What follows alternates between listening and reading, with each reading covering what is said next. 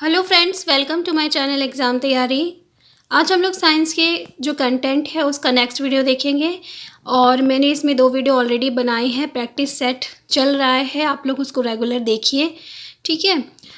तो आइए शुरू करते हैं पहला क्वेश्चन को। पहला क्वेश्चन है रूट कैप डैश में अनुपस्थित है। Root cap is absent in, यानी इन चारों में से कौन सा जो टाइप है प्लांट का उसमें रूट कैप नहीं होती है। पहला ऑप्शन है हमारा ज़ीरोफाइट्स, दूसरा है हाइड्रोफाइट्स, तीसरा है मीसोफाइट्स और चौथा है हेलोफाइट्स।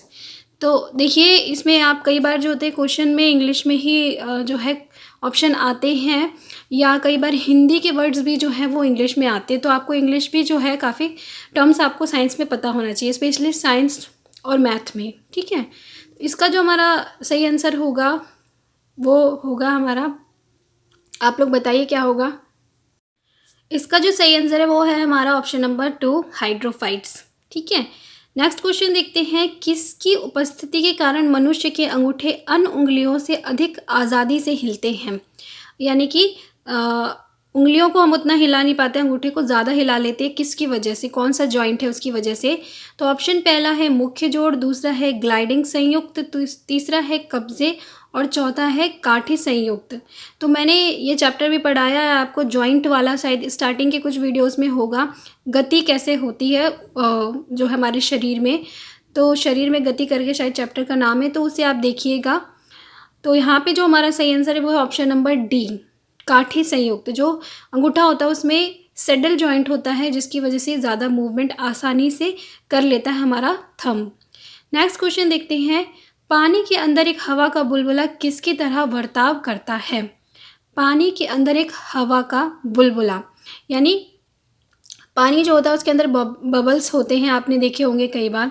तो वो आपको बताना किस तरह से बिहेव करता है, किस लेंस की तरह। पहला ऑप्शन है अवतल लेंस, दूसरा है उत्तल लेंस, तीसरा है समतल उत्तल लेंस और चौथा है अवतल दर्पण। तो इसका जो सही आंसर है हमारा वो है हमारा ऑप्शन नंबर अवतल लेंस 1, ठीक है। वो जो होता है पानी का बुलबुला वो अवतल लेंस की तरह काम करता है और उसमें अवतल लेंस जो होता है उसमें जो प्रतिबिंब होता है वो कैसा बनता है, सीधा प्रतिबिंब बनता है। नेक्स्ट क्वेश्चन देखते हैं, सेल्यूलोज डैश से बनता है, यानी कि सेल्यूलोज इनमें से किससे बनता है। पहला ऑप्शन है लूज कोशिकाओं से, दूसरा है पॉलीकॉट से, तीसरा है टेरिकॉट से, चौथा है ग्लूकोज से। तो सेल्यूलोज क्या होता है पहले आपको पता होना चाहिए। सेल्यूलोज क्या है, सेल्यूलोज एक पॉलीमर है। और पॉलीमर क्या होते हैं, जो किसी एक यूनिट के बार बार जुड़ने से, एक सीरीज़ में जुड़ने से जो है वो बनते हैं, तो वो पॉलीमर होते हैं। तो सेल्यूलोज जो होता है वो ग्लूकोज का पॉलीमर है, ठीक है। ये ग्लूकोज यूनिट जो होती है वो जब चेन में जुड़ जाती हैं तो वो सेल्यूलोज को बनाती हैं। तो हमारा ऑप्शन नंबर डी जो है वो सही आंसर है। और ये सेल्यूलोज के ऊपर काफ़ी कई बार क्वेश्चन आया है, तो ये इम्पॉर्टेंट भी है, ठीक है। नेक्स्ट क्वेश्चन देखते हैं, मलेरिया का कारण है, यानी मलेरिया जो है वो किसके द्वारा फैलता है। ऑप्शन पहला है प्रोटोजोआ, दूसरा है वायरस, तीसरा है बैक्टीरिया और चौथा है फफूंदी। तो मलेरिया भी जो है एक ऐसी कॉमन डिजीज़ है जिसके बारे में अक्सर क्वेश्चन आता है। तो मलेरिया क्या है, मलेरिया आपको पता है मच्छर फैलाते हैं, ठीक है। लेकिन मच्छर क्या होते हैं, मच्छर उसके सिर्फ कैरियर होते हैं, यानी कि सिर्फ उसको कैरी करते हैं जिससे मलेरिया फैलता है। यहाँ पे जो हमारा सही आंसर है वो है प्रोटोजोआ। मलेरिया जो है वो प्रोटोजोआ से फैलता है और उस प्रोटोजोआ को मच्छर जो है वो कैरी करता है, वो भी फीमेल मच्छर, मॉस्किटो जो होता है एनाफिलीज, वो उसको कैरी करता है और बस हमारे ब्लड में जाके इंजेक्ट कर देता है, ठीक है। तो ऑप्शन पहला हमारा सही आंसर है। नेक्स्ट क्वेश्चन है, 2 वाहन ए और बी की गति के लिए दूरी समय ग्राफ नीचे दिया गया है, निम्नलिखित में से कौन सा कथन सही है। तो यहाँ पे क्या है, 2 हमारे वाहन हैं ए और बी, उनकी लिए ग्राफ दिया गया है जिसमें डिस्टेंस बताया गया और टाइम बताया गया। तो उस ग्राफ को देख के आपको बताना है इनमें से कौन सा पॉइंट जो है वो सही है। पहला पॉइंट है बी अपेक्षाकृत तीव्र गति से चल रहा है, दूसरा है ए और बी दोनों समान गति से चल रहे हैं, तीसरा है ग्राफ से ए और बी की सापेक्ष दूरी प्राप्त करना संभव नहीं है, या चौथा है ए अपेक्षाकृत तीव्र गति से चल रहा है। तो ये मैंने आपको बताया था, वहाँ पे ग्राफ देखना भी बताया था कि किस तरह से जो है दूरी समय ग्राफ को देखा जाता है। तो आप बताइए देख के क्या होगा इसका आंसर। तो देखिए ग्राफ में आपको देखने को दिखाई दे रहा होगा कि बी जो है उसने ज़्यादा डिस्टेंस चली है, और अगर हम समय के सापेक्ष लाइन खींचें तो आप देखोगे कि बहुत कम समय में ही चली है। तो हमारा जो पहला ऑप्शन है कि बी अपेक्षाकृत तीव्र गति से चल रहा है वो सही है, क्योंकि उसने ए से ज़्यादा दूरी भी तय कर ली है और उससे कम समय में दूरी तय की है। ठीक है, तो हमारा पहला ऑप्शन सही होगा। नेक्स्ट क्वेश्चन देखते हैं। एक पंख वजन 5 ग्राम और एक कील 10 ग्राम वजन में एक समान गतिज ऊर्जा है। निम्नलिखित बयानों में से कौन सा दोनों निकायों की गति के बारे में सच है। यानी यहाँ पे क्या बोला है कि 5 ग्राम हमारे पास पंख है यानी फैदर है, और 10 ग्राम हमारे पास क्या है, कील है। ठीक है, नेल है।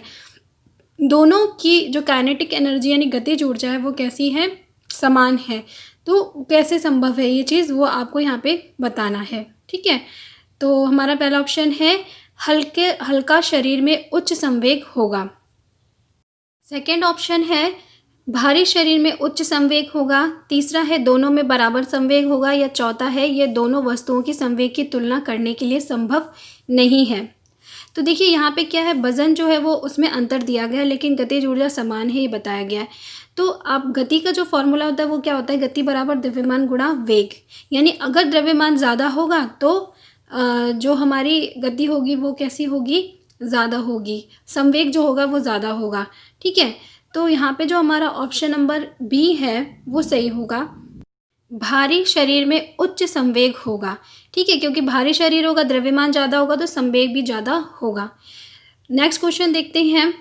जब एक लोहे की कील को कॉपर सल्फेट के घोल में डुबोया जाता है, तांबा सल्फेट के घोल का रंग धीमा हो जाता है और लोहे की कील के ऊपर एक भूरा परत जमा हो जाता है। इसका एक उदाहरण है। तो यहाँ पे आपको ये बताना है कि ये जो प्रक्रिया हो रही है वो कौन सी प्रक्रिया है, ये किस चीज़ का उदाहरण है। ठीक है, पहला ऑप्शन है संयोजन प्रतिक्रिया, दूसरा है अपघटन प्रतिक्रिया, तीसरा है डबल विस्थापन प्रतिक्रिया, या चौथा है विस्थापन और रिडॉक्स प्रतिक्रिया। तो विस्थापन प्रतिक्रिया के बारे में मैंने बहुत अच्छे से आपको पढ़ाया था कि कुछ जो होते हैं अधिक क्रियाशील होते हैं वो विस्थापित हो जाते हैं एक जगह से दूसरी जगह पे। तो ये जो है विस्थापन और रिडॉक्स प्रतिक्रिया का उदाहरण है। ऑप्शन 4 सही है। नेक्स्ट क्वेश्चन है हार्मोन एड्रेनाइल जो है उसका आपको काम बताना है, उसका फंक्शन बताना है क्या होता है। पहला ऑप्शन है रक्त में शर्करा के स्तर को नियंत्रित करने में मदद करता है। दूसरा है शरीर में तनाव के स्तर को समायोजित करने में मदद करता है जब कोई बहुत गुस्सा या चिंतित होता है। तीसरा है ऊंचाई को नियंत्रित करने में मदद करता है। चौथा है शरीर में इलेक्ट्रोलाइट्स के संतुलन को नियंत्रित करने में मदद करता है। तो हार्मोन वाला चैप्टर मैंने अभी नहीं पढ़ाया, मैं आपको पढ़ाऊंगी 1-2 दिन में। लेकिन हार्मोन से रिलेटेड ये वाला क्वेश्चन, इससे रिलेटेड भी मैंने एक बार क्वेश्चन कराया आपको लास्ट वीडियो में।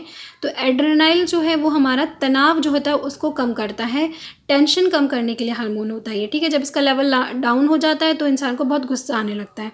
ऑप्शन बी हमारा सही है। नेक्स्ट क्वेश्चन है एक आदमी एक सुनार के रूप में जगह जगह पर जाता है। वह धुंधले सोने के गहने पर चमक वापस लाने का वादा करता है। एक स्त्री उसे सोने की चूड़ियों का एक सेट देती है जिसे वह एक घोल में डुबोता है, जिससे चूड़ियों की चमक आ गई लेकिन वह अपने वजन से काफ़ी कम हो गई। पाखंडी द्वारा इस्तेमाल किया गया घोल शायद है। तो ऐसा आपने रियल लाइफ में भी कई बार देखा हो, घरों में लोग आते कहते हैं हम आपके गहने साफ़ कर देंगे और तुरंत से वो चमक जाते हैं, लेकिन उनसे कभी भी नहीं कराना चाहिए, क्योंकि वो क्या होता है उनके पास एक घोल होता है जिसमें आप जो भी गहना देते हो वो जो होता है उसमें चला जाता है उसके पार्टिकल्स, और आपका वजन कम हो जाता है और इस प्रकार से उन्हें काफ़ी सोना और चांदी मिल जाता है मुफ्त में। ठीक है, तो इसका आपको यहाँ पे आंसर बताना है। पहला है मंद HCl, दूसरा है सांद्र HCl, तीसरा है सांद्र HCl और सांद्र HNO3 का एक मिश्रण, चौथा है सांद्र HNO3 क्या है। तो यहाँ पे जो हमारा सही आंसर है वो है ऑप्शन नंबर सी, सांद्र HCl और सांद्र HNO3 का एक मिश्रण। ठीक है, तो इन दोनों का मिश्रण होता है जिसका इस्तेमाल वो करते हैं। तो आई होप ये क्वेश्चन आपको अच्छे से समझ में आए। कोई भी डाउट होगा तो मुझे बताइएगा, मैं आपको बता दूंगी कि ये जो टॉपिक है कहाँ से आया। आप उसको एक बार वीडियो को देख लीजिएगा। ठीक है, और रेगुलर आप जो है प्रैक्टिस करते रहिए और थ्योरी को पढ़ते रहिए, क्योंकि कई बार जो है ना थ्योरी में हमारे नंबर कम आ जाते हैं। तो उस पर फोकस करना भी बहुत ज़रूरी है। और वीडियो अच्छा लगा तो प्लीज़ लाइक कीजिएगा। मिलती हूँ आपसे नेक्स्ट वीडियो में, तब तक के लिए बाय बाय।